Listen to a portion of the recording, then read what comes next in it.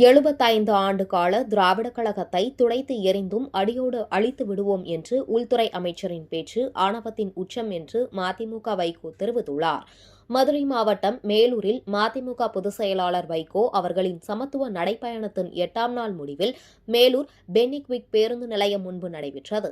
அதில் மதிமுக பொதுச் செயலாளர் வைகோ, நடிகரும் முக்குளத்தோர் புலிப்படை தலைவருமான கருணாஸ், தமிழக வாழ்வுரிமை கட்சித் தலைவர் வேல்முருகன் மற்றும் மே 17 இயக்க ஒருங்கிணைப்பாளர் திருமுருகன் காந்தி உள்ளிட்டோர் கலந்து கொண்டனர். அப்போது பொதுக்கூட்டத்தில் பேசிய வைகோ, 75 ஆண்டுகால திராவிட இயக்கத்தை துடைத்து எறிவோம் என உள்துறை அமைச்சர் அமித்ஷா பேசியது ஆணவத்தின் உச்சம் என கடுமையாக விமர்சித்தார். திராவிட முன்னேற்றக் கழகத்தை தேர்தலில் தோற்கடிப்போம் என பேசுவது ஜனநாயக உரிமை என்றாலும் ஒரு வரலாற்று இயக்கத்தை அழித்து விடுவோம் என கூறுவது திமிர் பேச்சு என்றும் வைகோ தெரிவித்தார்.